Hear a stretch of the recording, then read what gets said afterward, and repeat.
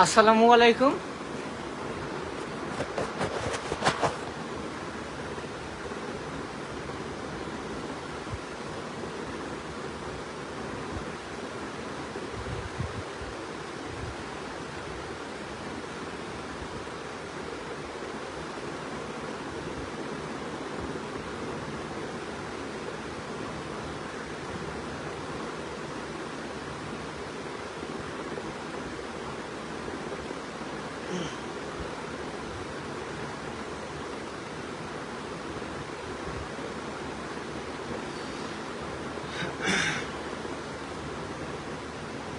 আসসালামু আলাইকুম, আমি আব্দুল্লাহ ইস্তিয়াক বলছি, স্যার সলিমুল্লাহ মেডিকেল কলেজ থেকে। আজকে লাইভ ক্লাসে সবাইকে স্বাগতম।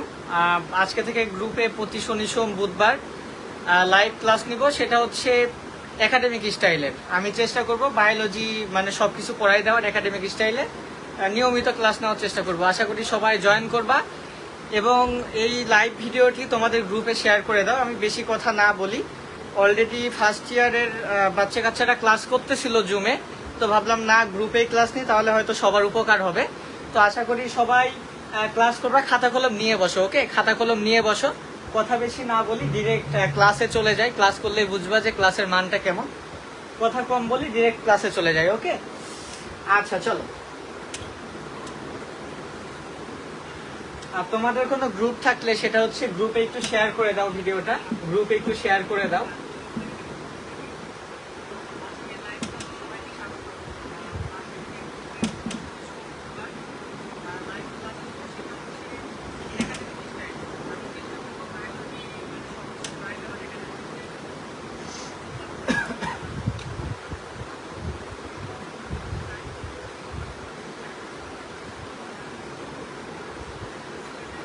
আচ্ছা, তো আমরা হচ্ছে আজকে ক্লাস করব হচ্ছে একদম একাডেমিক স্টাইলে, মানে একদম একাডেমিক স্টাইলে লেখাপড়া করব।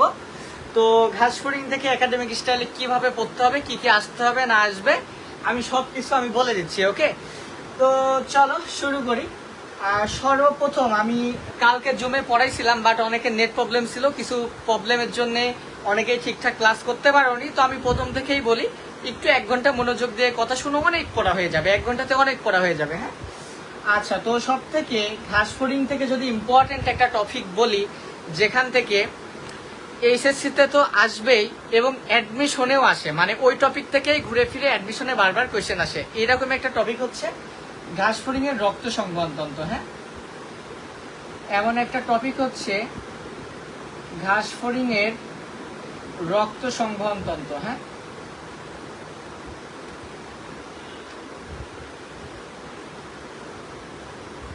এমন একটা টপিক হচ্ছে ঘাসফড়িং এর রক্ত সংবহন তন্ত্র। আচ্ছা, তো সর্বপ্রথম আমাদেরকে জানতে হবে এই রক্ত সংবহন তন্ত্র সম্বন্ধে, রক্ত সংবহন সম্বন্ধে। তো পৃথিবীর যে কোনো রক্ত সংবহনকে 2 ভাগে ভাগ করা যায়। একটা হচ্ছে তোমার মুক্ত এবং অপরটি হচ্ছে তোমার বদ্ধ। একটা হচ্ছে মুক্ত এবং অপরটি হচ্ছে বদ্ধ। এই দুইটার মধ্যে যদি আমি এখন একদম বেসিক পার্থক্য জিজ্ঞেস করি যে আসলে মেইন পার্থক্যটা কি মুক্ত এবং বদ্ধের, তাহলে কথাটা এইভাবে বলতে হবে যে মুক্তের ক্ষেত্রে যাদের মানে মুক্ত সংবহন বিদ্যমান, তাদের মুক্তের ক্ষেত্রে রক্ত গহ্বরে প্রবেশ করে। কোথায় প্রবেশ করে? গহ্বরে প্রবেশ করে। ওকে, তো রক্ত কোথায় প্রবেশ করে? রক্ত হচ্ছে গহ্বরে প্রবেশ করে, আর এদের ক্ষেত্রে প্রবেশ করে না। ওকে, আচ্ছা, তো ব্যাপারটা কেমন, ব্যাপারটা যদি আমি একটু বোঝাই, তো ধরো এটা হচ্ছে একটা মানুষ, এটা হচ্ছে তোমার ডায়াফ্রাম, এটা হচ্ছে ডায়াফ্রাম আঁকলাম আমি। তাহলে ডায়াফ্রামের ওপরে বলি আমরা বক্ষ গহ্বর, নিচে বলি আমরা হচ্ছে উদর গহ্বর। তো আমার বক্ষ গহ্বরে পেরিকার্ডিয়াল গহ্বরের মধ্যে, এটা ধরো পেরিকার্ডিয়াল গহ্বর। তো এই পেরিকার্ডিয়াল গহ্বরের মধ্যে ধরো আমার হৃৎপিণ্ড আছে। কি আছে? হৃৎপিণ্ড আছে। এবং হৃৎপিণ্ডের সঙ্গে ধরো আমার এখানে কি আছে? রক্ত নালী টালি আছে, অ্যাওর্টা ট্যাওর্টা আছে হৃৎপিণ্ডর সঙ্গে। হ্যাঁ, এখন কোনোভাবে এই হৃৎপিণ্ডের মধ্যে রক্ত আছে, তো কোনোভাবে রক্ত যদি এই হৃৎপিণ্ড থেকে এই পেরিকার্ডিয়াল গহ্বরে চলে আসে, বা এই রক্তনালী থেকে যদি এই পেরিকার্ডিয়াল গহ্বরে চলে আসে, তাহলে আমরা তাকে বলবো হচ্ছে মুক্ত সংবহন। কি বলবো? মুক্ত সংবহন বলবো। ওকে, আচ্ছা। তো দেখো জিনিসটা কি এমন দাঁড়ালো যে যাদের মুক্ত সংবহন বিদ্যমান তাদের হৃৎপিণ্ড থাকে না বা রক্তনালী থাকে না, ব্যাপারটা কি এমন দাঁড়ালো? না, যাদের মুক্ত রক্ত সংবহন তন্ত্র বিদ্যমান তাদেরও হৃৎপিণ্ড থাকে এবং রক্তনালী থাকে। হ্যাঁ, তাহলে লিখো এদেরও হৃৎপিণ্ড থাকে, এদেরও হৃৎপিণ্ড ও রক্তনালী থাকে। হ্যাঁ, হৃৎপিণ্ড ও রক্তনালী থাকে। তো এটা very very important for RU and Jahangirnagar university. হ্যাঁ, এগুলি ইউনিভার্সিটির পরীক্ষায় মানে বেশ আসে আর কি। এগুলি মানে ইউনিভার্সিটি অ্যাডমিশন টেস্টের জন্য very very important, vesicle question. তো আচ্ছা, তো অনেকের ধারণা থাকে যে মনে হয় মুক্ত সংবহন বিদ্যমান, রক্ত যেহেতু গহ্বরে প্রবেশ করে তাহলে মনে হয় এদের হৃৎপিণ্ড থাকবে না বা রক্তনালী থাকবে না। ওকে, না, বাট এদেরও হৃৎপিণ্ড থাকে, রক্তনালী থাকে। এবং যাদের বদ্ধ সংবহন বিদ্যমান এদেরও কিন্তু অবশ্যই অবশ্যই হৃৎপিণ্ড থাকবে এবং কি থাকবে? রক্তনালী কিন্তু থাকবে। হ্যাঁ, হৃৎপিণ্ড এবং রক্তনালী থাকবে। আচ্ছা, দুইটারই হচ্ছে কিন্তু হৃৎপিণ্ড এবং রক্তনালী থাকে। হ্যাঁ, আমরা মানুষ, আমাদের বদ্ধ রক্ত সংবহন তন্ত্র বিদ্যমান, আমাদের হৃৎপিণ্ড রক্তনালী কিন্তু দুইটাই থাকে। ওকে, আচ্ছা। তো এখন আমি কি বললাম? ভাইয়া রক্ত হচ্ছে হৃৎপিণ্ডে প্রবেশ করে, রাইট? আমি বললাম হচ্ছে আমার রক্তটা কোথায় প্রবেশ করলো? এখানে চলে আসো, এইটা হচ্ছে এখানে চলে আসো। আমি এই টপিকটা নিচে লিখি, আমি এই নিচে লিখি। তো রক্ত কোথায় প্রবেশ করলো? গহ্বরে প্রবেশ করলো। তো এই গ্রিকে গহ্বর কথাটা বোঝাতে, এই গহ্বর কথাটা বোঝাতে সিল শব্দ ব্যবহার হয়। Seal, COEL, seal. তো এই সিল মানে হচ্ছে গহ্বর। এটা কোয়েল না, কোয়েল পাখি না, এটা হচ্ছে সিল মানে গহ্বর। এবং যেহেতু এই গহ্বরে রক্ত প্রবেশ করলো, যেহেতু এই গহ্বরে রক্ত প্রবেশ করলো, তো রক্তকে বলা হয় হচ্ছে হিম। রক্তকে বলা হয় হচ্ছে হিম। কি বলা হয়? রক্তকে বলা হয় হচ্ছে হিম। তো গ্রিকে বা লাটিনে দুইটাকে যদি একত্রিত করা হয় লাটিনে, তাহলে মাঝখানে ও চলে আসে, তখন হয়ে যায় হচ্ছে হিমোসিল। হিমোসিল হয়ে যায়। কি হয়? হিমোসিল হয়ে যায়। হ্যাঁ, তাইলে এই হিমোসিলের সংজ্ঞা ক নম্বরে কিন্তু আসবে। যারা এইচএসসি ফার্স্ট ইয়ারে আসো, সেকেন্ড ইয়ারে আসো, শুনে রাখো এই হিমোসিলের সংজ্ঞা কিন্তু পরীক্ষাতে আসবেই আসবে। তাহলে তুমি হিমোসিলের সংজ্ঞা কি বলতে পারো? হিম মানে রক্ত, সিল মানে গহ্বর। তাহলে ভাইয়া রক্তপূর্ণ গহ্বরকে কি বলে? হিমোসিল বলে। রক্তপূর্ণ গহ্বরকে কি বলে? হিমোসিল বলে। তুমি যদি আর একটু সুন্দর করে বলতে চাও, এইভাবে বলো যে যাদের মুক্ত রক্ত সংবহন তন্ত্র বিদ্যমান তাদের রক্তপূর্ণ গহ্বরকে কি বলে? হিমোসিল বলে। ওকে, ক্লিয়ার? আচ্ছা, এখন মুক্ত সংবহন তন্ত্র কাদের কাদের বিদ্যমান? কাদের কাদের বিদ্যমান? আচ্ছা, ঢাবি 15-16তে একটা কোয়েশ্চেন আসে। ঢাবি 15-16তে একটা কোয়েশ্চেন আসে যে হিমোসিল কাদের থাকে? হিমোসিল কাদের থাকে? যাদের মুক্ত সংবহন বিদ্যমান তাদের থাকে। ঢাবিতে আসা কোয়েশ্চেন। আচ্ছা, তো মুক্ত সংবহনের উদাহরণ কে? মুক্ত সংবহনের উদাহরণ হচ্ছে, মুক্ত সংবহনের উদাহরণ হচ্ছে, আচ্ছা আমি এখানে না লিখে এখানে লিখি। উদাহরণ হচ্ছে আর্থ্রোপোডা পর্বের প্রাণী, আর্থ্রোপোডা এবং মলাস্কা। মলাস্কা। আচ্ছা, তো তোমরা যদি প্রথম অধ্যায় পড়ে থাকো, মুক্ত সংবহনের উদাহরণ হচ্ছে আর্থ্রোপোডা এবং মলাস্কা পর্বের প্রাণী, তো তোমরা যদি কেউ জিওলজি প্রথম অধ্যায় যদি পড়ে থাকো তাহলে অবশ্যই দেখে থাকবা যে আর্থ্রোপোডা হচ্ছে সব থেকে বৃহত্তম পর্ব, তাই না? আর্থ্রোপোডা হচ্ছে সব থেকে বৃহত্তম পর্ব এবং মলাস্কা হচ্ছে দ্বিতীয় বৃহত্তম পর্ব। মলাস্কাটা হচ্ছে দ্বিতীয় বৃহত্তম পর্ব। দ্যাট মিনস প্রাণী জগতের যে দুইটা পর্ব সব থেকে বড় তাদেরই কিন্তু মুক্ত সংবহন বিদ্যমান, তাদেরই কিন্তু মুক্ত সংবহন বিদ্যমান। ওকে, আচ্ছা ঠিক আছে। এবং বদ্ধ সংবহনের উদাহরণ কি হবে? বদ্ধ সংবহনের উদাহরণ করডাটা, হ্যাঁ কর্ডেট। আর নন কর্ডেটদের মধ্যে একটা আছে, সেটা হচ্ছে কি ভাইয়া? অ্যানেলিডা। হ্যাঁ, সেটা কি? অ্যানেলিডা। হ্যাঁ, অ্যানেলিডা। ওকে, নন কর্ডেটদের মধ্যে হচ্ছে Annelida. Very very important, very very important. তাইলে দেখো ভাই, এখান থেকে এইচএসসি তে আসার মতো মুক্ত এবং বদ্ধ সংবহনের পার্থক্য আসবে এবং তোমার হচ্ছে হিমোসিল কাকে বলে ক নম্বরে আসবে। তারপরে এই যে এখানকার যে উদাহরণ বললাম বা এগুলি বললাম, এই টাইপের কোয়েশ্চেন সাধারণত অ্যাডমিশনে আসে, বেসিক্যাল কোয়েশ্চেন। ওকে, আচ্ছা তারপরে আসো, তারপরে আরো কিছু জিনিস আমি শেখাইতে চাই, সেটা হচ্ছে, তার আগে একটু বলি কোয়েশ্চেন যদি মেডিকেলে কঠিন হয়, মানে কঠিন, মানে কঠিন বলতে আমি কি বোঝাচ্ছি, মেডিকেলের কোয়েশ্চেন তো কখনো কঠিন হয় না। তো কঠিন শব্দটা দ্বারা আমি এটা বোঝাচ্ছি যে কাটমার্ক অনেক কম হবে, মানে যে লাস্ট মেডিকেলে চান্স পাবে তার কাটমার্ক হবে 57, 58 বা 60 বা 62। তো সেই ক্ষেত্রে মেডিকেলের কোয়েশ্চেন প্যাটার্নটা কেমন থাকে জানো? সেই ক্ষেত্রে মেডিকেলের কোয়েশ্চেন প্যাটার্নটা এমন থাকে যে নিচের কোনটি সঠিক, নিচের কোনটি সঠিক নয়। কোয়েশ্চেনটা তখন এমন চলে আসবে যে মুক্ত সংবহনের ক্ষেত্রে নিচের কোনটি সঠিক, মুক্ত সংবহনের ক্ষেত্রে নিচের কোনটি সঠিক নয়, এরকম টাইপের কোয়েশ্চেন হয়। হ্যাঁ, সেই ক্ষেত্রে ভাইয়া তোমার 4টা অপশনই না পড়ে দেখতে হয় এবং মাথা কাজে লাগাইতে হয়। তো তোমার যদি কনসেপ্ট ক্লিয়ার থাকে এই মুক্ত বদ্ধ নিয়ে, তাহলে আমার মনে হয় না যে টাইপেরই কোয়েশ্চেন দিক ইনশাল্লাহ তুমি কিন্তু অ্যান্সার করে আসতে পারবে ভাইয়া। ওকে, আচ্ছা, তো চলো এগুলি খাতায় আশা করি উঠিয়ে ফেলছো। আমরা পরবর্তীতে আরো কিছু জিনিসপত্র শিখব। সেটা হচ্ছে আমি একটু আগে বললাম যে এই গহ্বর, এই গহ্বর শব্দটা বোঝাতে সিল, এই সিল একটা শব্দ ব্যবহার হয়। এছাড়াও গহ্বর শব্দটা বোঝাতে আরেকটা গ্রিক শব্দ ব্যবহার হয় সাইনাস, এবং এই গহ্বর শব্দটা বোঝাতে আরেকটা গ্রিক শব্দ ব্যবহার হয়, সেটার নাম হচ্ছে ল্যাকুনা। সেটার নাম হচ্ছে ল্যাকুনা। কি বললাম? ল্যাকুনা। ওকে, তো তোমরা হয়তো জেনে থাকবা মুক্ত সংবহনের আরেকটা ল্যাকুনার সংবহন। কি সংবহন? ল্যাকুনার সংবহন, মুক্ত সংবহন বা ল্যাকুনার সংবহন। হ্যাঁ, তো মুক্ত সংবহনের অপর নাম কি ভাইয়া? ল্যাকুনার সংবহন।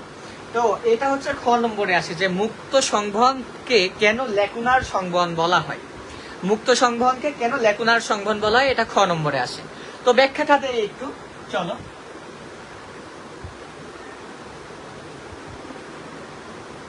আচ্ছা, তোমরা যদি জুওলজি 7ম অধ্যায় পড়ে থাকো, অর্থাৎ অঙ্গ চালনা মানে হাড়হুড্ডার যে অধ্যায়গুলি আছে না, হাড়হুড্ডার অধ্যায় 7ম অধ্যায় যদি পড়ে থাকো, তাহলে সেখানে দেখবা নিরেট অস্থির গঠন পাবা। হ্যাঁ, নিরেট অস্থির গঠন।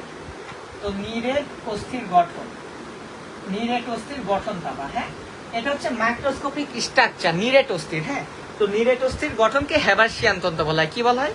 হেবার্সিয়ান তন্ত্র। তো আমরা যদি এই নিরেট অস্থির গঠনটা দেখি, তাহলে দেখব এখানে কেন্দ্রে যে নালী থাকে তাকে বলা হয় হচ্ছে হেবার্সিয়ান ক্যানেল। হ্যাঁ, হেবার্সিয়ান ক্যানেল বলা হয় কেন্দ্রীয় নালীকে। এগুলি হচ্ছে তোমার হেবার্সিয়ান ক্যানেল। আমি এইসি লিখলাম, আমার মনে হয় না হেবার্সিয়ান ক্যানেল এখন তোমার জানার দরকার আছে। ওকে, ওইটা 7ম অধ্যায় পড়লে জানবো, বাদ দাও তুমি, এগুলি বাদ দাও। তো ধরো এখানে হেবার্সিয়ান ক্যানেল থাকে, এবং এই হেবার্সিয়ান ক্যানেলকে ঘিরে এরকম বৃত্তাকারে যে স্তরগুলি দেখতে পাচ্ছ, এই বৃত্তাকার স্তরগুলিকে বলা হয় ল্যামেলি। ভাইয়া কি বলা হয়? ল্যামেলি বলা হয়। বৃত্তাকার স্তরগুলিকে বলা হয় ল্যামেলি। তো এই যে ল্যামেলি দেখা যাচ্ছে, এই ল্যামেলিতে এমন অনেক গহ্বর থাকে। কি থাকে ভাইয়া? ল্যামেলিতে এমন প্রচুর গহ্বর থাকে, প্রচুর কি থাকে? গহ্বর থাকে। তো এই ল্যামেলিতে থাকা গহ্বর গুলিকে বলা হয় হচ্ছে ভাইয়া ল্যাকুনা। কি বলা হয়? এগুলির নামই হচ্ছে তোমার ল্যাকুনা। দ্যাট মিন্স ভাইয়া তাহলে গ্রিক ল্যাকুনা মানেও কি বোঝায়? গহ্বর বোঝায়, ঠিক কিনা? এবং যাদের মুক্ত সংবহন বিদ্যমান তাদের রক্ত যেহেতু গহ্বরে প্রবেশ করে, তাহলে ভাইয়া মুক্ত সংবহনকে কি বলা হয়? ল্যাকুনার সংবহন বলা হয়। তাহলে মুক্ত সংবহনকে কেন ল্যাকুনার সংবহন বলা হয়, এটা হচ্ছে খ নম্বরে আসে। হ্যাঁ, যে মুক্ত সংবহনকে কেন ল্যাকুনার সংবহন বলা হয়। পারা যাবে তো? সুন্দর করে এইভাবে ব্যাখ্যা দিতে পারবা না? আমি যেভাবে বললাম সুন্দর করে এইভাবে ব্যাখ্যাটা দিবা। আচ্ছা, তো আমাদের মুক্ত এবং বদ্ধ সংবহন নিয়ে পড়া ইনশাল্লাহ শেষ। আরেকটা কথা, সাইনাস নিয়ে তো বললাম না। সাইনাস মানে যে গহ্বর, সেটার প্রমাণ তো আমি এখনো দিলাম না। তো এটার প্রমাণ আমি দিব পরে, মানে পরবর্তীতে আরেকটু মানে আপার লেভেলের জিনিসপত্র পড়তে পড়তে আমরা বুঝে যাব যে আসলে সাইনাস মানে গহ্বর বোঝায়। ওকে, আচ্ছা, তো চলো আমরা পরের টপিকে যাই। পরের টপিকে যাই।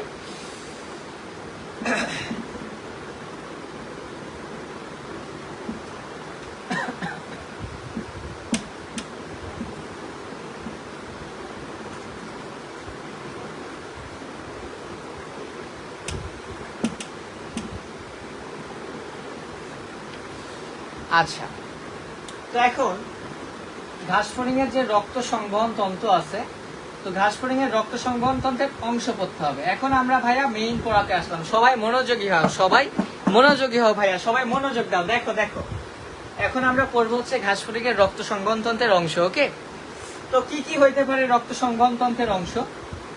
একটু আগে দেখে আসলাম হিমোসিল, ওদের রক্তপূর্ণ গহ্বর, এদের রক্তপূর্ণ গহ্বর থাকে, তাহলে অবশ্যই রক্ত সংবহন তন্ত্রের একটা অংশ হিমোসিল হওয়া উচিত, একটা অংশ হিমোসিল হওয়া উচিত।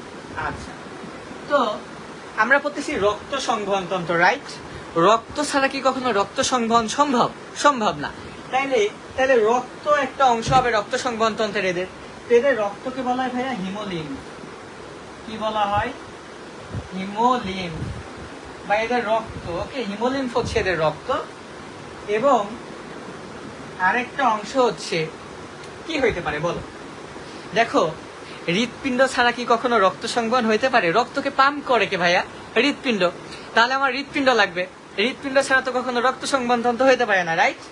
তো এদের হৃৎপিণ্ড আছে, একটা শব্দের মধ্যে লুকাই আছে, সেই শব্দটা হচ্ছে পৃষ্ঠীয় বাহিকা। কি বাহিকা? পৃষ্ঠীয় বাহিকা, পৃষ্ঠীয় বাহিকা, ওকে। তো এই পৃষ্ঠীয় বাহিকা শব্দটার মধ্যে আসলে হৃৎপিণ্ড লুকাই আছে। তো যখন আমি এটা ভেঙে ভেঙে পড়াবো ইন ডিটেলসে, তখন আসলে বুঝে যাবা যে এই শব্দটার মধ্যেই হ্যাঁ আসলে হৃৎপিণ্ডের কথাটা আছে। কিভাবে তখন বুঝবা, এখন বুঝতে পারবা না। আচ্ছা, তো এই তিনটা অংশ নিয়ে ঘাসফড়িং এর রক্ত সংবহন তন্ত্র গঠিত, এই তিনটা অংশ নিয়ে। তো আমার মেডিকেল ভর্তি পরীক্ষা 16 অথবা 17তে একটা কোয়েশ্চেন আসে, মেডিকেল ভর্তি পরীক্ষা 16 অথবা 17তে একটা কোয়েশ্চেন আসে যে ঘাসফড়িং এর রক্ত সংবহন তন্ত্রের অংশ 9 কোনটি? অংশ 9 কোনটি? ঘাসফড়িং এর রক্ত সংবহন তন্ত্রের অংশ 9 কোনটি? এমন একটা কোয়েশ্চেন মেডিকেল ভর্তি পরীক্ষা 16-17 সালে আসে। ঠিক এইভাবে তিনটা অপশন ছিল, এবং ঘ নম্বর অপশনে ছিল হচ্ছে সম্মুখ বাহিকা। কি ছিল? সম্মুখ বাহিকা। তাহলে উত্তর কোনটা হবে? সম্মুখ বাহিকা, যেহেতু সম্মুখ বাহিকা কোনো রক্ত সংবহন তন্ত্রের অংশ না। আচ্ছা, তাহলে বুঝতে পারতেছ তো যে রক্ত সংবহন তন্ত্র কত ইম্পর্টেন্ট। ঢাবি থেকে শুরু করে রাবি, জাহাঙ্গীরনগর, মেডিকেল, কতগুলি কোশ্চেন আসছে এখানে, দেখো প্রচুর ইম্পর্টেন্ট কিন্তু। হ্যাঁ, আচ্ছা, তো দেখো ভাই, এখন যদি আমি এই তিনটা নিয়ে আলাদা আলাদা ভাবে যদি লেখাপড়া করে ফেলতে পারি, এই হিমোসিল, হিমোলিম্ফ এবং পৃষ্ঠীয় বাহিকা মুখস্থ না করে যদি মনে রাখতে পারি, তাইলে তো আমার এই ঘাসফড়িং এর রক্ত সংবহন তন্ত্র পড়া শেষ, নাকি? এদের যদি আমি মুখস্থ না করে মনে রাখতে পারি, তাইলেই তো আমার রক্ত সংবহন তন্ত্র পড়া শেষ, ঝামেলা শেষ। তো চলো এখন আমরা হিমোসিল নিয়ে লেখাপড়া করি। কি করব? হিমোসিল নিয়ে লেখাপড়া করব। তো আমি এখন যেভাবে ছবি আঁকাবো, আমি যেভাবে হাত ঘুরাবো, যেভাবে বোর্ডের ওপর আমি হাত ঘোরাবো, আমার হাতের দিকে ভালো মতো খেয়াল করবা, তাহলে পরীক্ষার হলে খুব দ্রুত 30 সেকেন্ডের মধ্যে চিত্র আঁকাই ফেলতে পারবা। এই চিত্র পরীক্ষার খাতায় আঁকাইতে হবে, না আঁকাইলে নম্বর পাবা না। সো ভাইয়া, পরীক্ষার খাতায় চিত্র না আঁকালে নম্বর পাবা না। আমি যেভাবে চিত্র আঁকাই সেইভাবে চিত্র আঁকাবা, ঠিক আছে? আমার হাতের দিকে ভালো করে খেয়াল করো যে আমি কিভাবে হাত ঘোরাচ্ছি, কিভাবে বলতেছি, এই জিনিসগুলি খেয়াল করো। আমাকে যত ক্যাপচার করতে পারবা তত প্রো লেভেলের হয়ে উঠবা, ঠিক আছে? আমাকে ক্যাপচার করো, আমি কিভাবে হাত ঘোরাচ্ছি এই জিনিসগুলি খেয়াল করো। আচ্ছা, তো চলে আসো ঘাসফড়িং এর হিমোসিল। কি বললাম? ঘাসফড়িং এর হিমোসিল, ঘাসফড়িং এর হিমোসিল। হ্যাঁ, আচ্ছা, তো ঘাসফড়িং এর হিমোসিল আমাদের টপিক দাও, হিমোসিল, ওকে। তো আমি এখন যেভাবে চিত্র আঁকাচ্ছি, যেভাবে একটা ঘাসফড়িং আমি এখন আঁকাচ্ছি, সেইভাবে খাতাতে আঁকাও। হ্যাঁ, আচ্ছা, কোনো সমস্যা হলে কমেন্ট করো, কথা ঠিকঠাক বোঝা যাচ্ছে কিনা একটু কমেন্ট করো, আমি দেখি যে আসলে কথা কি ঠিকঠাক বোঝা যাচ্ছে কিনা, পড়া কি বুঝতে পারতেছো কিনা, কারোর কোনো সমস্যা আছে কিনা একটু কমেন্ট করো, যে পড়া বুঝতে কোনো জায়গাতে সমস্যা আছে কিনা, কোনো প্রবলেম হচ্ছে কিনা একটু জানাও আমাকে।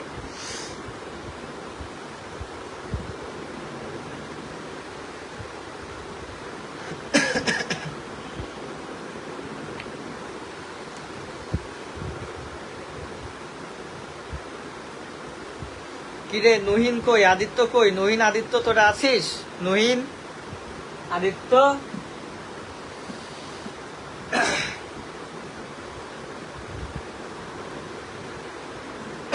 আচ্ছা, তো আসো আমরা পড়ায় ফিরে আসি।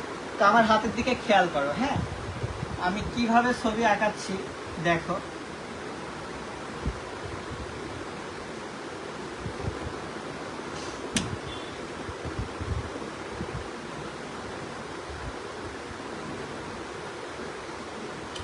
এটা একটা ঘাস ফড়িং, ওকে, এটা একটা ঘাস ফড়িং। এটা হচ্ছে ঘাস ফড়িং এর মাথা, এটা হচ্ছে ঘাস ফড়িং এর বুক, বক্ষ, এবং এটা হচ্ছে ঘাস ফড়িং এর উদর।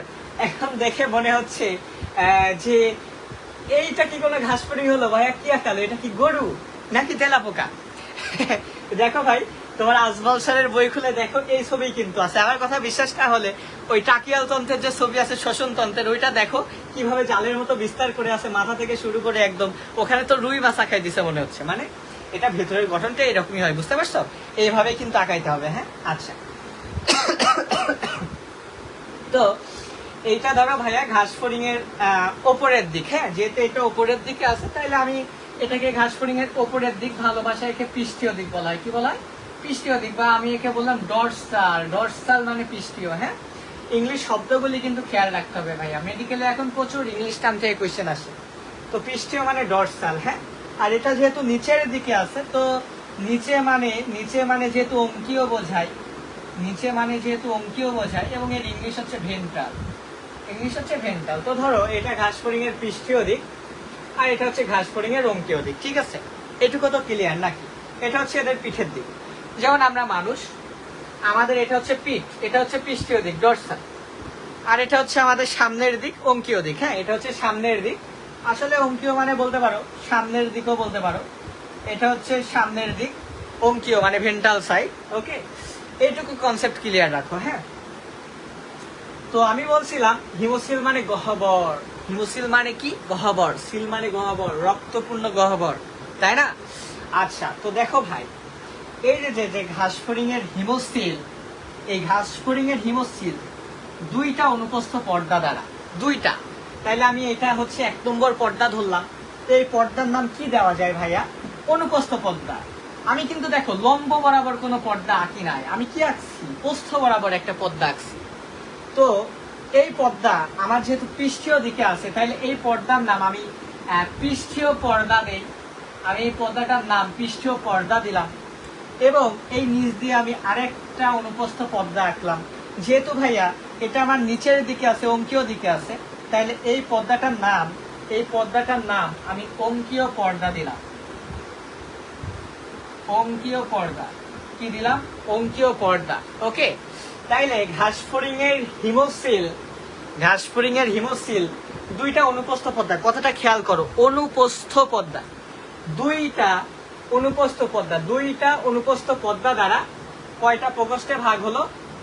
যেটা পৃষ্ঠীয় দিকে থাকে পৃষ্ঠীয় পর্দা, অঙ্কীয় দিকে থাকে অঙ্কীয় পর্দা। এইরকম দুইটা অনুপস্থ দ্বারা কয়টা প্রকোষ্ঠে ভাগ হলো? এইটা একটা প্রকোষ্ঠ, এইটা একটা প্রকোষ্ঠ, এইটা একটা প্রকোষ্ঠ। তাহলে কয়টা প্রকোষ্ঠ পেলাম?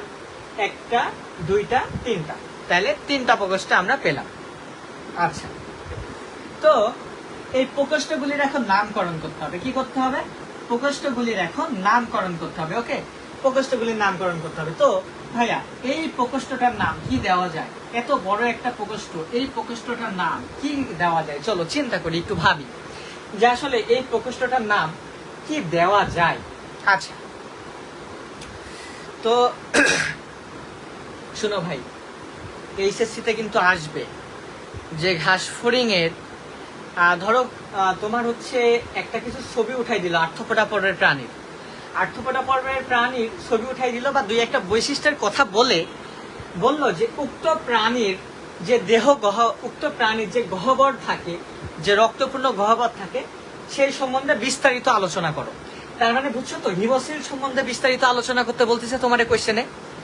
তাইলে কিন্তু ভাই সেই ক্ষেত্রে হিমোসিল নিয়ে আলোচনা করলে তোমরা কিন্তু এইভাবে চিত্র আঁকায় কিন্তু দেখাই আসতে হবে।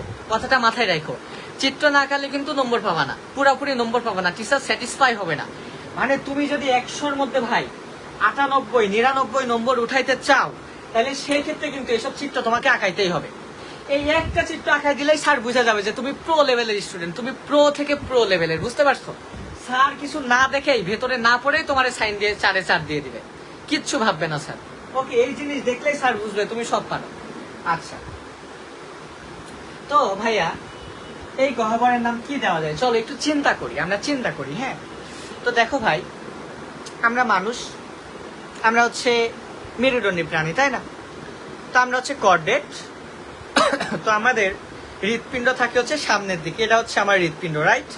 তো তো আমার হৃৎপিণ্ড আছে হচ্ছে সামনের দিকে এখানে ভেন্ট্রাল সাইডে।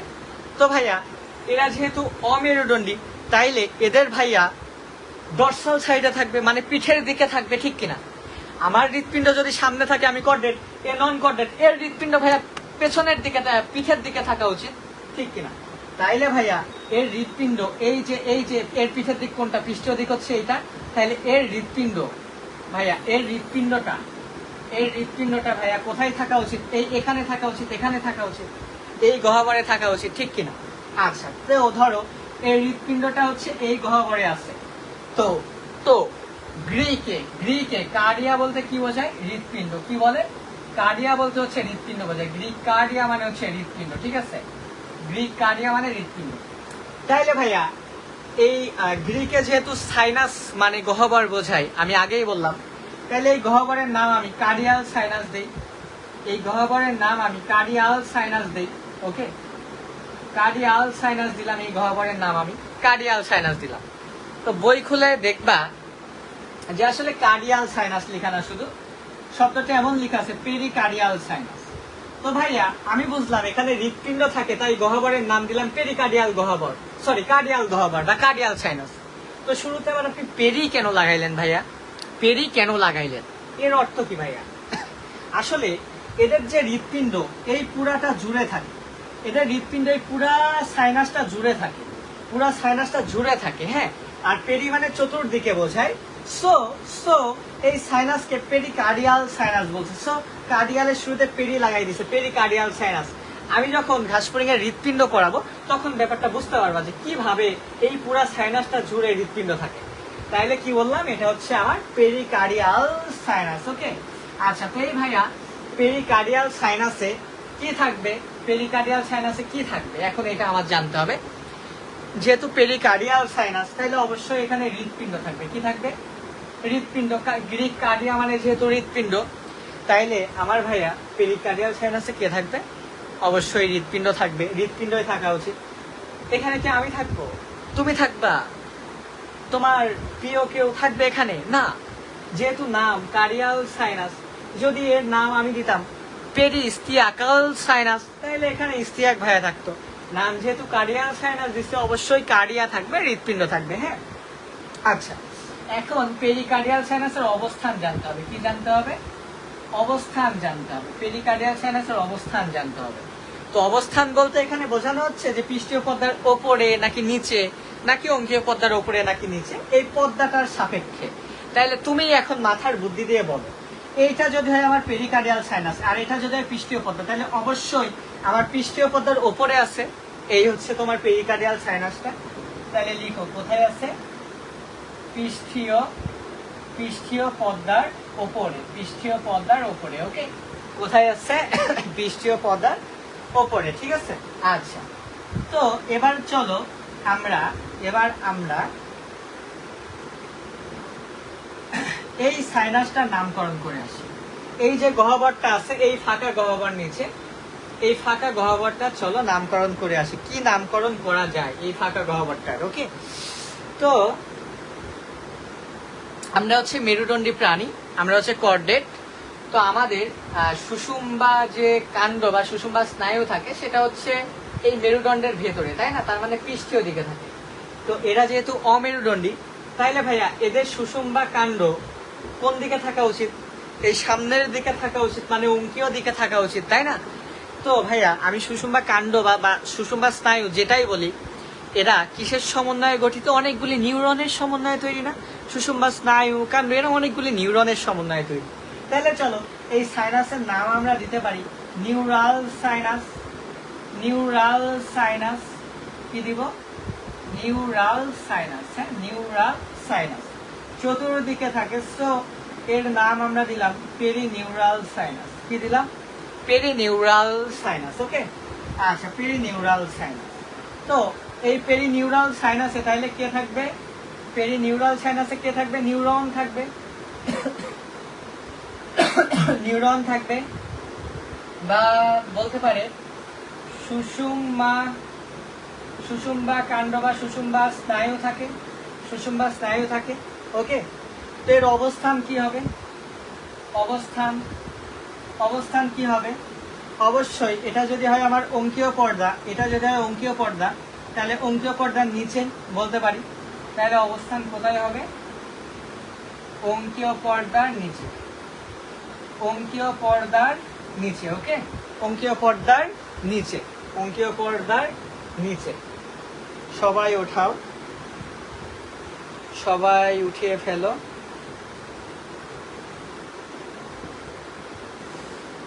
আচ্ছা, তাহলে অঙ্কীয় পর্দার নিচে এইটুকু উঠিয়ে ফেলো, সবাই উঠিয়ে ফেলো। একটু কমেন্ট করো যে পড়া বুঝতে কোনো সমস্যা হচ্ছে কিনা, কথা ঠিকঠাক শোনা যাচ্ছে কিনা।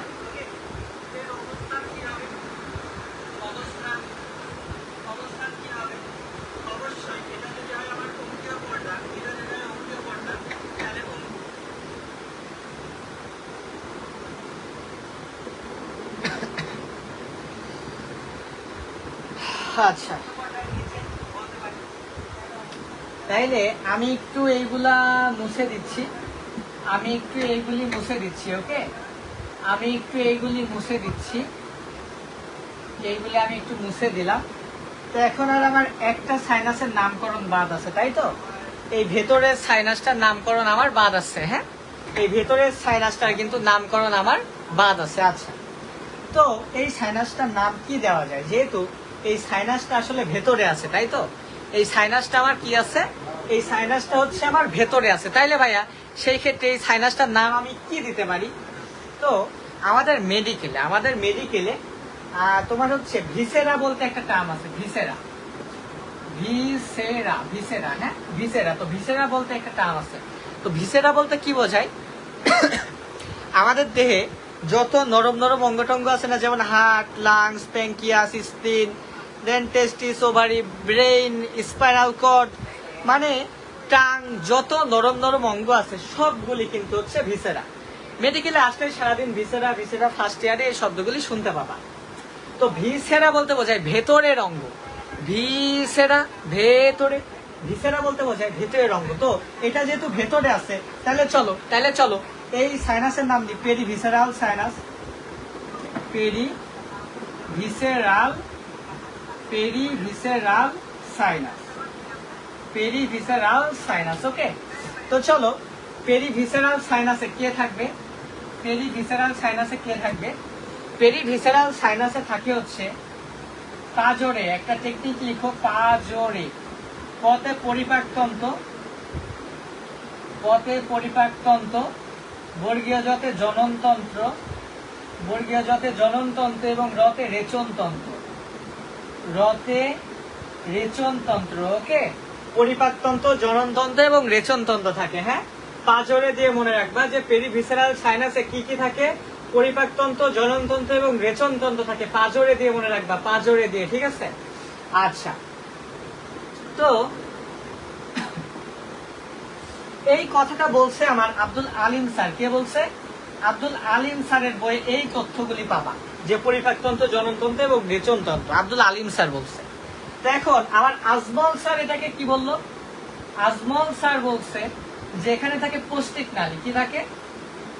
পৌষ্টিক নালী থাকে। এটা হচ্ছে আমার আজমল স্যারের কথা। আসলে পরিপাকতন্ত্র বলতেই তো আমাদের পেটের নাড়ি ভুড়ি, মানে ক্ষুদ্রান্ত বৃহদান্ত বোঝায়, তো ওদেরকে পৌষ্টিক নালী বলে। সো আমার আজমল স্যার বলছে পৌষ্টিক নালী, সো পরিপাকতন্ত্রের মধ্যেই পৌষ্টিক নালী পড়ে। আলিম স্যার বলছে সাথে জননতন্ত্র, রেচনতন্ত্র থাকে। দুইটাই জেনে রাখো, ঠিক আছে? মানে একই কথা, আলিম স্যার আর একটু ভেঙ্গে ভেঙ্গে বলছে। ওকে, আচ্ছা, তো এখন তোমরাই বলো যে পেরিভিসেরাল সাইনাসটা যে আছে আমার, এই পেরিভিসেরাল সাইনাসের অবস্থানটা কি হবে? আমাকে এখন বলো যে পেরিভিসেরাল সাইনাস, এই পেরিভিসেরাল সাইনাসের অবস্থানটা কি হবে? পেরিভিসেরাল সাইনাসের অবস্থানটা কি হবে? একটু ভাবো, মাথার বুদ্ধি দিয়ে ভাবো। দেখো, আমি একভাবে বলতে পারি পৃষ্ঠীয় পর্দার নিচে, ঠিক কিনা? এটা যদি হয় আমার পৃষ্ঠীয় পর্দা, তাহলে আমি বলতে পারি পৃষ্ঠীয় পর্দার নিচে, পৃষ্ঠীয় পর্দার নিচে। ঠিক আছে, পৃষ্ঠীয় পর্দার নিচে।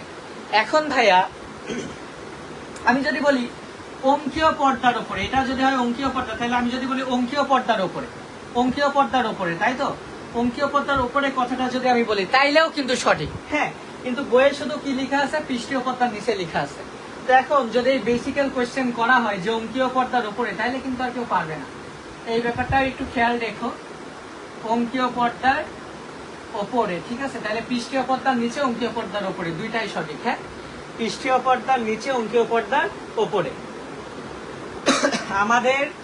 আমাদের এই পুরো হিমোসিল পড়া শেষ, আমাদের পুরো হিমোসিল পড়া শেষ। এখন বলো, আমি কি তোমারে কোনো কিছু মুখস্থ করাইছি? কত সুন্দর করে জাস্ট কনসেপ্ট দিয়ে আমি বুঝাই দিলাম। জাস্ট এই চিত্রটা যদি কেউ মাথার মধ্যে রাখে, আমার মনে হয় এটা মনে রাখা খুবই সোজা।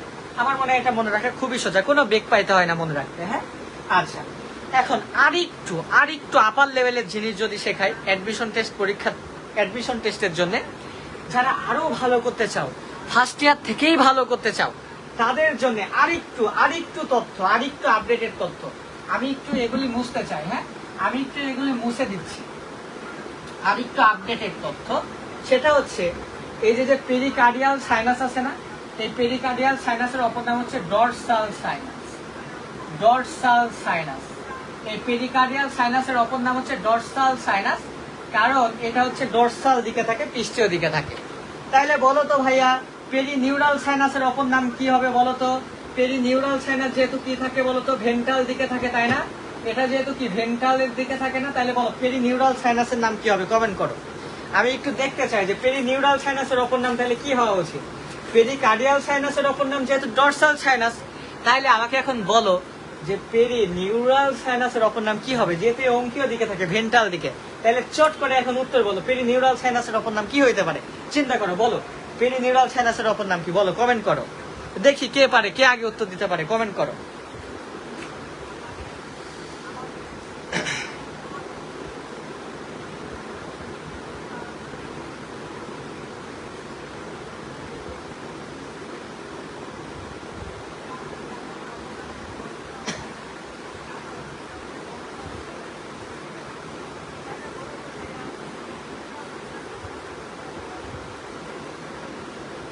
ভেন্ট্রাল সাইনাস, কই একজন কমেন্ট করছে ভেন্ট্রাল সাইনাস। আদিত্য, এটা কি হবে বলো, আদিত্য বলো যে এটা কি হবে। জিহাদ বলো, জিদান বলো, নুহিন বলো যে এটা কি হবে বলো, এটা কি হবে বলো, বলো কি হবে? ভেন্ট্রাল সাইনাস, ভুল হয়নি, এটা ভেন্ট্রাল সাইনাস আমি এটা দিতে পারবো না। আমি এই পেরিনিউরাল সাইনাসের অপর নাম ভেন্ট্রাল সাইনাস আসলে দিতে পারবো না। তার কারণ কি বলবো, আসলে আমি যদি বিজ্ঞানী হতাম বা তুমি যদি বিজ্ঞানী হতা, তাহলে অবশ্যই আমি এটার নাম ভেন্ট্রাল সাইনাসই দিতাম। তো যেহেতু আমি বিজ্ঞানী না, আমার হাতে ক্ষমতা নাই এর নাম ভেন্ট্রাল সাইনাস দেওয়া। হ্যাঁ, তো বিজ্ঞানী যে নাম দিছে আমারে সেই নামই দিতে হবে। তো এই পেরিনিউরাল সাইনাসের অপর নাম বিজ্ঞানীরা দিছে এক্সটার্নাল সাইনাস। লিখো এক্সটার্নাল সাইনাস। হ্যাঁ, এক্সটার্নাল সাইনাস, কি সাইনাস? External sinus. তো কেন এক্সটার্নাল সাইনাস দিল ভাই? আমাদের সামনের দিকে যেমন স্টার নাম থাকে না, এখানে বুকের এখানে যেমন স্টার নাম থাকে, এদের সামনের দিকে স্টার নাম থাকে। সো সেখান থেকে এই সাইনাসের নামকরণ করা হয় এক্সটার্নাল সাইনাস। কি সাইনাস? External sinus. হ্যাঁ, আচ্ছা, তো এইগুলি আরেকটু আপার লেভেলে জানার জন্য এগুলি পড়তে হবে, এগুলি পড়তে পারো। তো হিমোসিলের কাজ কি? তো যে কোনো গহ্বরের কাজ রক্ত, বর্জ্য এবং বিভিন্ন যে অঙ্গ থাকে তাদের ধারণ করা, রক্ত বর্জ্য অঙ্গকে ধারণ করা। হ্যাঁ, এটা হচ্ছে হিমোসিলের কাজ। বিশ্বাস করো, বই বের করে দেখো একটা শব্দ পড়ানো বাদ আছে কিনা বইয়ের, তারপরে আমারে জানাও একটা শব্দ পড়ানো বাদ আছে কিনা। বইয়ের প্রত্যেকটা শব্দ পড়ানো হয়ে গেছে, বই খুলে শুধু দেখবা, একদম নিট অ্যান্ড ক্লিন, বই খুলে শুধু দেখবা, সব পড়াই ফেলছি। আচ্ছা, ক্লাস নেওয়া হয়েছে 40 মিনিট, আরো 20 মিনিট সময় আছে। সো আমি হিমোলিম্ফটা একটু পড়াইতে যাচ্ছি, আমি এগুলি মুছে দিচ্ছি। আমি হিমোলিম্ফটা পড়াইতে যাচ্ছি, আজকে হিমোলিম্ফ পর্যন্তই পড়াবো আমরা। আজকে আমরা হিমোলিম্ফ পর্যন্ত পড়বো, ওকে? আচ্ছা, আমরা আজকে হিমোলিম্ফ পর্যন্ত পড়বো। অনন্ত,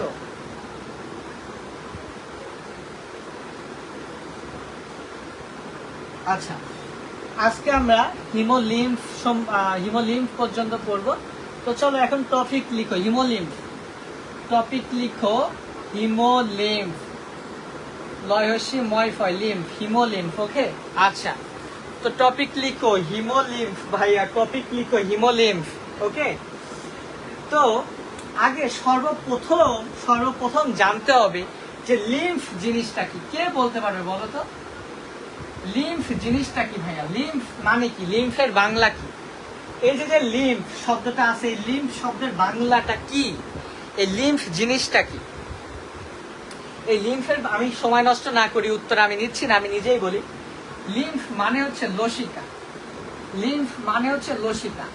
এখন কথা হচ্ছে ভাইয়া লসিকা বুঝলাম, লসিকা কি জিনিস ভাইয়া? লসিকা কি?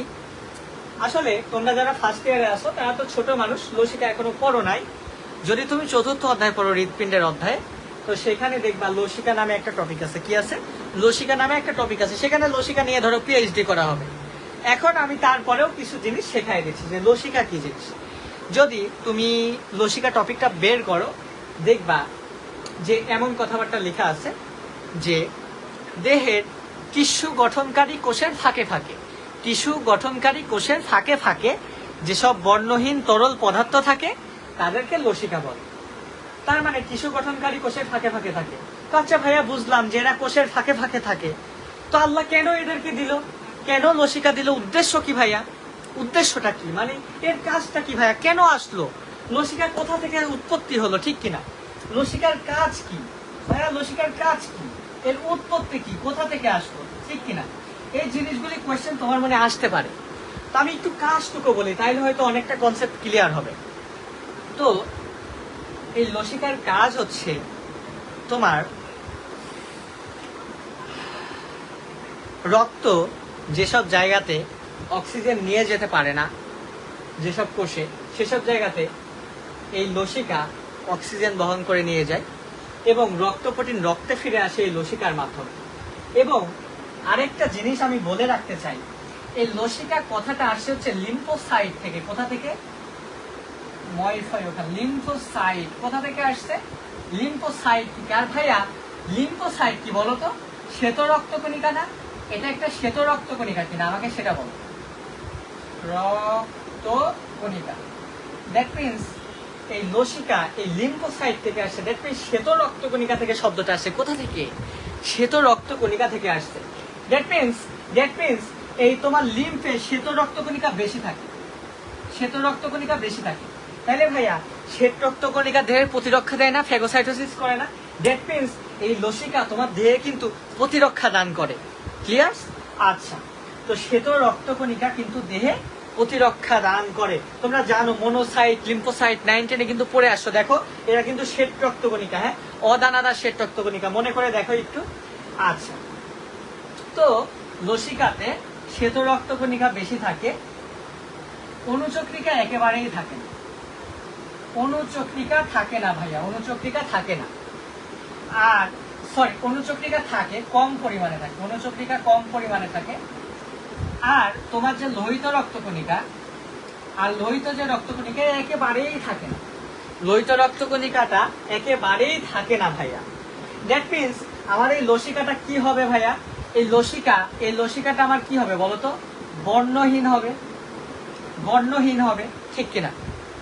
বর্ণহীন হবে। তো অনেক কিছু পড়াই ফেলছে লসিকা নিয়ে, শুধু লসিকার উৎপত্তিটা বলি নাই। উৎপত্তিটা পরে জানবা যখন পিএইচডি করানো হবে লসিকা নিয়ে, তখন যেন। হ্যাঁ, লসিকা এখন জানার দরকার নাই ভাইয়া, বাদ দাও, লসিকা এখন জানার দরকার নাই।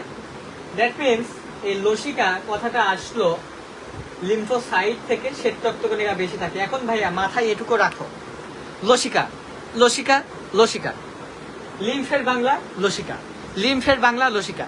ভাইয়া কি বললো? ইস্তিয়াক ভাইয়া কি বললো? লিম্ফের বাংলা লসিকা। লসিকাতে কি থাকে? লিম্ফোসাইট বেশি থাকে, মানে শ্বেত রক্তকণিকা বেশি থাকে। আর আমরা জানি শ্বেত রক্তকণিকা যেহেতু বর্ণহীন, দ্যাট মিনস আমার লিম্ফ হচ্ছে বর্ণহীন হবে। কি হবে? বর্ণহীন হবে। ওকে, আচ্ছা আচ্ছা, ওকে ওকে ওকে, চলে আসো। তাইলে এখন চলে আসো ক নম্বর কোয়েশ্চেনে আসি। হিমোলিম্ফ কাকে বলে? হিমোলিম্ফ কাকে বলে? ঘাসফড়িং এর রক্তকে হিমোলিম্ফ বলে। ওকে, ঘাসফড়িং এর রক্তকে হিমোলিম্ফ বলে। এবার আসো খ নম্বরের কোয়েশ্চেনে আসে। খ নম্বরে আসে যে কেন ঘাসফড়িং এর রক্তকে হিমোলিম্ফ বলা হয়? কেন? ওয়াই? কেন ঘাসফড়িং এর রক্তকে হিমোলিম্ফ বলা হয় বলো?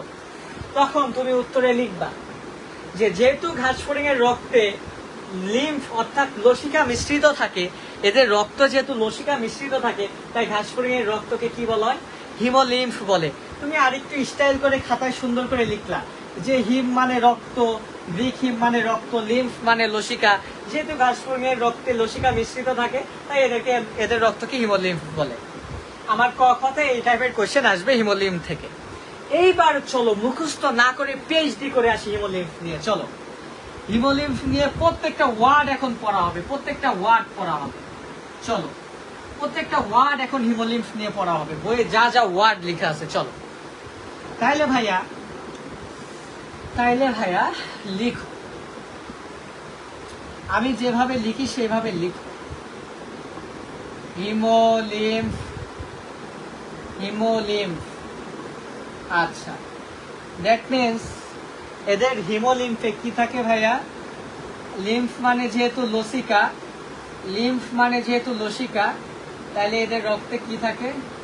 লসিকা থাকে, তাই তো? আচ্ছা, আর লসিকা যেহেতু বর্ণহীন, দ্যাট মিনস এদের হিমোলিম্ফ তাহলে কি হবে ভাইয়া? বর্ণহীন হবে, রাইট? এদের হিমোলিম্ফ কি হবে? বর্ণহীন হবে। তারপরে দেখো, আমরা দেখলাম লসিকাতে শ্বেত রক্তকণিকা বেশি থাকে, দ্যাট মিনস এদের রক্তেও শ্বেত রক্তকণিকা থাকে।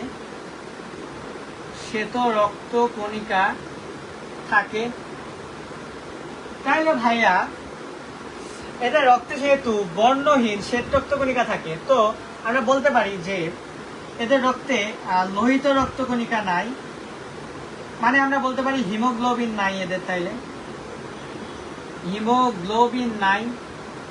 হিমোগ্লোবিন নাই আমরা বলতে পারি, ঠিক কিনা? যেহেতু এদের রক্ত বর্ণহীন, দ্যাট মিনস লাল না, তাইলে লাল না মানে সেই জায়গাতে হিমোগ্লোবিন নাই, তাইলে এদের রক্তে ভাইয়া হিমোগ্লোবিন নাই। লিম্ফ মানে লসিকা, রক্তে লসিকা থাকে, লসিকা বর্ণহীন, তাইলে এদের রক্ত কি হবে? বর্ণহীন হবে। এবং বললাম যে লিম্ফ মানে লিম্ফোসাইট থেকে শ্বেত রক্তকণিকা থেকে আসছে, দ্যাট মিনস এদের রক্তে শ্বেত রক্তকণিকা থাকে। এবং ভাইয়া এদের রক্তে যেহেতু বর্ণহীন, তাহলে এদের রক্তে হিমোগ্লোবিন নাই। জাস্ট কনসেপ্ট দেখো, এদের রক্তে তাহলে কিন্তু কি নাই? হিমোগ্লোবিন নাই। তাহলে তারপরে দেখো, এদের রক্তে হিমোগ্লোবিন নাই। তোমরা একটা জিনিস সবাই জেনে থাকবা, যে আমাদের যে রক্তে অক্সিজেন বহন হয়, এই অক্সিজেন কিন্তু হিমোগ্লোবিনের সঙ্গে যুক্ত হয়ে বহন হয়। অক্সিজেন হিমোগ্লোবিনের সঙ্গে যুক্ত হয়ে অক্সিহিমোগ্লোবিন যৌগরূপে বহন হয়। অক্সিহিমোগ্লোবিন যৌগরূপে কিন্তু বহন হয়, ঠিক কিনা? এটা একটা অস্থায়ী যৌগ। হিমোগ্লোবিন কিন্তু অক্সিজেন কিন্তু একা একা রক্তে বাহিত হতে পারে না, হিমোগ্লোবিনের সঙ্গে কিন্তু বাইন্ড করে কিন্তু অক্সিজেন বহন হয়, ঠিক কিনা?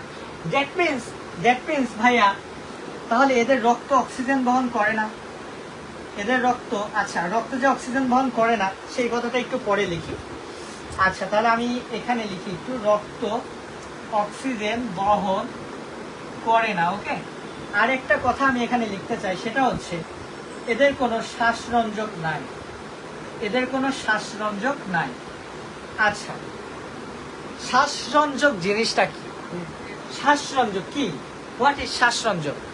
তো রঞ্জক মানে যারা রং ধারণ করতে পারে, রাইট? যারা রং ধারণ করতে পারে এবং শ্বসনে সহায়তা করে। শ্বাসরঞ্জক হচ্ছে রং ধারণকারী প্রোটিন জাতীয় পদার্থ যারা শ্বসনে সহায়তা করে। রং ধারণকারী প্রোটিন জাতীয় পদার্থ যারা শ্বসনে সহায়তা করে, তারা হচ্ছে শ্বাসরঞ্জক। তো হিমোগ্লোবিন যেহেতু লাল, রং ধারণ করে, দ্যাট মিনস এদের হিমোগ্লোবিন নাই, তার মানে শ্বাসরঞ্জকও নাই এদের ভাইয়া। এবং এদের যেহেতু হিমোগ্লোবিন নাই, দ্যাট মিনস এদের রক্ত অক্সিজেন বহন করতে পারে না। যেহেতু আমার হিমোগ্লোবিনের সঙ্গে অক্সিজেন বাইন্ড হতে পারবে না, দ্যাট মিনস এদের রক্ত অক্সিজেন বহন করে না। তাইলে ভাইয়া অক্সিজেনের ঘাটতিটা কিভাবে পূরণ হচ্ছে? তাহলে ভাইয়া অক্সিজেনের ঘাটতি কিভাবে পূর্ণ করলো সৃষ্টিকর্তা? কেমনে পূর্ণ করলো এদের অক্সিজেনের ঘাটতি? এর জন্য সৃষ্টিকর্তা এদের শ্বসনতন্ত্রকে অনেক উন্নত করেছেন। এদের যে শ্বসনতন্ত্রকে কিন্তু অনেক উন্নত করেছেন। দেখো ভাই, জাস্ট কনসেপ্ট দেখো, আমি একটা কিছু মুখস্থ করাই নাই, একটার সাথে একটা রিলেটেড। আমি একটাও কোনো আলতু ফালতু ছন্দ দেই নাই, আমি একটা কোনো কিছু মুখস্থ করে নাই। জাস্ট দেখো কনসেপ্ট, জাস্ট কনসেপ্ট থেকে আমি কতগুলি লাইন শেখাই দিছি। বই বের করে দেখো একটা ওয়ার্ড বাদ আছে কিনা দেখো। এই জিনিসগুলি ভাই, এই কনসেপ্টগুলি মনে রাখতে হবে, মাথাকে ঠান্ডা রাখতে হবে, কুল থাকতে হবে। মেডিকেলে চান্স পাওয়ার জন্য কুল হইতে হবে, মানে বাইরে একটু কম ঘুরতে হবে, বুঝছো? মানে চিল টিল, মানে মেয়ে নিয়ে ঘোরা বা হচ্ছে আউটিং একটু কম করতে হবে, বুঝতে পারছো? যত চিল কম করবে, মাথার মধ্যে পড়াটা খাটাইতে হবে, নাইলে কিন্তু পড়া মনে থাকবে না, বুঝছো? পড়া কিন্তু কাজে লাগাইতে পারবে না। আমি করতাম কি, আমি ইন্টার লাইফে প্রচুর ঘুরে বেড়াতাম, বুঝতে পারছো? মানে অনেক চিল থাকতাম, তো পড়া দ্রুত ভুলে যেতাম। তো একটু কুল থাকার চেষ্টা করবা, মাথার মধ্যে এই জিনিসগুলি রাখবা ভাই। এই জিনিসগুলি একদম ভাই মনের খাতায়, স্মৃতির পাতায় লিখে রাখতে হবে ভাই। হ্যাঁ, যে জায়গা তুমি কাউকে জায়গা দাওনি ভাই মনে, সেই জায়গায় কিন্তু এই জিনিসগুলি লিখে রাখতে হবে, তবেই কিন্তু মেডিকেলে চান্স পাবা, নাইলে কিন্তু মেডিকেলে চান্স হবে না। আচ্ছা, তারপরে ভাই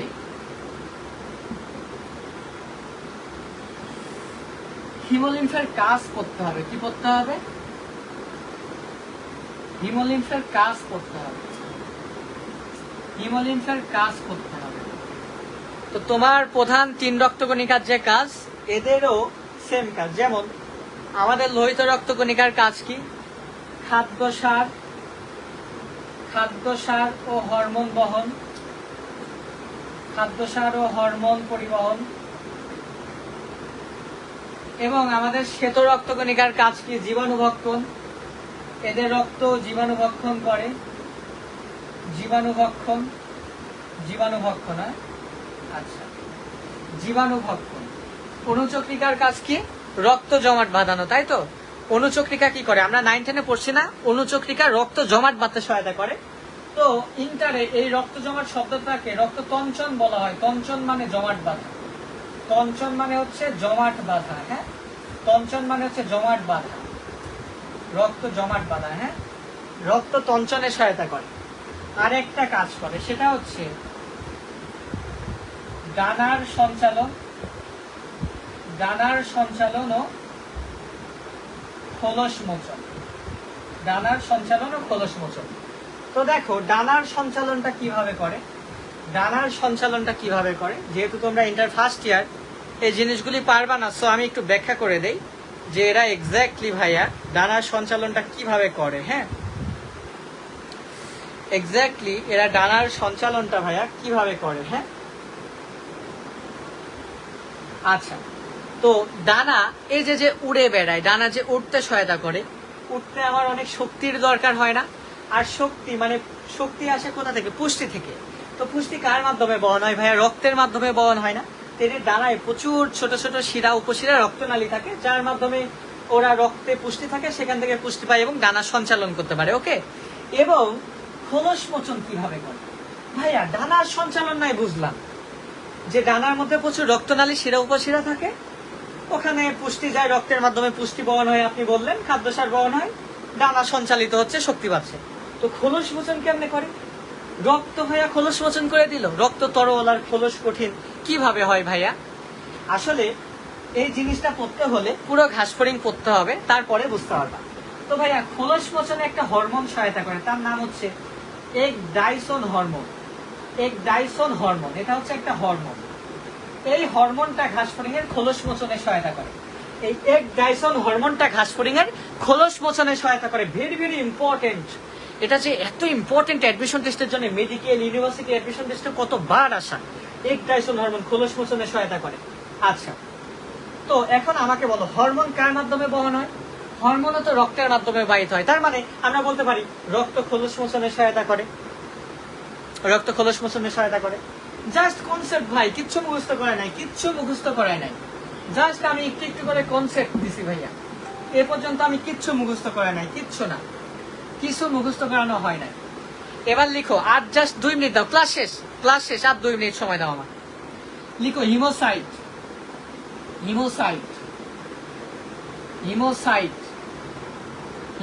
লিখো হিমোসাইট হচ্ছে এদের রক্তকণিকা, হিমোসাইট হচ্ছে রক্তকণিকা। ঘাসফড়িং এর রক্তকণিকাকে হিমোসাইট বলে। হ্যাঁ, তো সাইট শব্দটা দ্বারা বোঝায় যেখান থেকে কোনো কিছু তৈরি হয়। তো রক্ত তৈরি হয়, রক্তকণিকা আসে, হিমোসাইটকে বলা হয় রক্তকণিকা। এদের হিমোসাইট 3 ধরনের। কয় ধরনের? এদের হিমোসাইট হচ্ছে 3 ধরনের। একটা হচ্ছে প্রো হিমোসাইট, একটা হচ্ছে প্রো হিমোসাইট, আর একটা হচ্ছে বৃহৎ হিমোসাইট। বৃহৎ হিমোসাইট, ওকে। আরেকটা হচ্ছে বৃহৎ হিমোসাইট। প্রো হিমোসাইট, বৃহৎ হিমোসাইট, আর এই দুইটার মাঝে থাকে হচ্ছে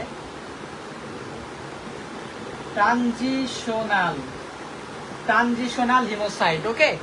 তো এদের পার্সেন্টেজ করতে হবে। তো আমি যদি ভুল না করি, মেবি এটা থাকে 23%, এটা থাকে 68%, আর এইটা থাকে মনে হয় 9%। একটু বইয়ে দেখো, পার্সেন্টেজ দেওয়া আছে, ওকে। 23, 68, 9 এমনই হওয়া উচিত। 23, 68, 9 এমনই আছে। একটু বইয়ে দেখে নিও কত পার্সেন্ট আছে। এগুলি অ্যাডমিশনের জন্য ভেরি ভেরি ইম্পর্টেন্ট। এছাড়াও বইয়ে হিমোলিম্ফের তোমার হচ্ছে আপেক্ষিক গুরুত্ব কত, পিএইচ কত, ইত্যাদি ইত্যাদি শব্দগুলি দেওয়া আছে। পিএইচ, আপেক্ষিক গুরুত্ব, এই জিনিসগুলি অ্যাডমিশন টেস্টের জন্য পড়ে ফেলবা। আশা করি এগুলি পারবে। এগুলি তো বেসিক্যাল না, মুখস্থ, এই জিনিসগুলি পারবা। শুধুমাত্র তুমি বই খুলে এবার দেখো, মুক্ত সংবহন, বদ্ধ সংবহন, হিমোসিল, হিমোলিম্ফ, একটা ওয়ার্ড বাদ আছে কিনা। গাজী আজমল স্যারের বই খুলে তুমি দেখো একটা ওয়ার্ড বাদ আছে কিনা। আজমল স্যারের বই সহ পড়াই দিছি। এইভাবে যদি লেখাপড়া করো, তো একাডেমিক হোক, অ্যাডমিশন হোক, কোথাও বাদবে না। মেডিকেলে কোনোভাবে যদি চান্স মিসও হয়, দেখো মেডিকেলে পরীক্ষা দিবে 1 লাখের ওপরে, চান্স পাবে 4,000। সত্যি কথা, বাকি 96,000 চান্স পাবে না। তুমি 96,000-এর মধ্যে পড়ার চান্সই বেশি। এনি হাউ তুমি যদি মেডিকেলে চান্স মিস করো, বিশ্বাস করো, তোমার কনসেপ্ট যদি ক্লিয়ার থাকে, তুমি যদি এইভাবে লেখাপড়া করো, তুমি ঢাবিতে চান্স পাইতে, ঢাবিতে না, আমি বলবো মেডিকেল প্রিপারেশন নিলে ঢাবিতে চান্স পাই একটু টাফ। তুমি জাহাঙ্গীরনগর বিশ্ববিদ্যালয়ে চান্স পাবা। জাহাঙ্গীরনগর বিশ্ববিদ্যালয় ডি ইউনিটে শুধুমাত্র বায়োলজি এবং কেমিস্ট্রি থেকে কোয়েশ্চেন আসে। সেখানে শুধু বায়োলজি, কেমিস্ট্রি থেকে কোয়েশ্চেন আসে, মেডিকেলের মতো কোয়েশ্চেন হয়। সেখানে তুমি সাবজেক্ট থাকে ফার্মেসি, মাইক্রোবায়োলজি, দেন হচ্ছে মলিকুলার বায়োকেমিস্ট্রি, হ্যাঁ, দেন হচ্ছে তোমার আর কি কি আছে, পাবলিক হেলথ আছে, জুওলজি, বোটানি, এই সাবজেক্টগুলি আছে, জেনেটিক্স আছে। তো চিন্তা করো, তোমার হচ্ছে জাহাঙ্গীরনগর বিশ্ববিদ্যালয়ের ফার্মেসি খারাপ, জেনেটিক্স খারাপ, মলিকুলার বায়োলজি খারাপ, কোনোটাই খারাপ না। সো তুমি যদি মেডিকেলে কোনোভাবে চান্স মিসও করো, তুমি কিন্তু দেখো জাহাঙ্গীরনগর বিশ্ববিদ্যালয়, রাজশাহী বিশ্ববিদ্যালয়ে পড়তে পারবা, বাংলাদেশ এগ্রিকালচারে পড়তে পারবা, যেখান থেকে বিসিএস এ প্রচুর স্কোপ আছে, এবং বাংলাদেশ এগ্রিকালচারাল কান্ট্রি। সো এখানে কিন্তু এগ্রিকালচারাল সেক্টরে সরকারি জব কিন্তু অনেক বেশি, এটা মানুষ জানে না। আস্তে আস্তে ক্যারিয়ার নিয়ে পরে কথাবার্তা বলবো। সো লেখাপড়া করলে এইভাবে করতে হবে ভাই, তবে চান্স পাবা। বুঝতে পারছো? লেখাপড়া করলে লেখাপড়া করার মতো করতে হবে এইভাবে। তো আজকে এই পর্যন্তই। আবার নেক্সট আমি শনিবারে ক্লাস নিতে পারবো না, শনিবারে আমি একটু বাইরে থাকবো। ইনশাল্লাহ আবার পরবর্তী এর পরের টপিক থেকে, দ্যাট মিনস পৃষ্ঠীয় বাহিকা থেকে আমি ক্লাস নিব নেক্সট সোমবারে আবার ঠিক রাত 9টার সময় আমাদের ক্লাস হবে। সবাই ভালো থেকো, সুস্থ থেকো, আমার জন্য দোয়া করো। তোমাদের জন্য অনেক অনেক দোয়া এবং শুভকামনা থাকলো। আর এত কষ্ট করে ক্লাস নিচ্ছি, যদি গ্রুপের লোক সংখ্যা একটু বাড়ে এবং যদি লাইভ ক্লাসের লোক সংখ্যা একটু বেশি থাকে, আমারও অনেক ভালো লাগা কাজ করে। তো তোমরা একটু গ্রুপে ইনভাইট দিও ফ্রেন্ডদেরকে, এবং তোমরা হচ্ছে আমার যে মেসেঞ্জার গ্রুপ আছে সেখানেও ফ্রেন্ডদেরকে অ্যাড করো। আস্তে আস্তে ইনশাল্লাহ অনেক কিছু পাবা, অনেক ভালো কিছু পাবা। সবাই ভালো থেকো, সুস্থ থেকো।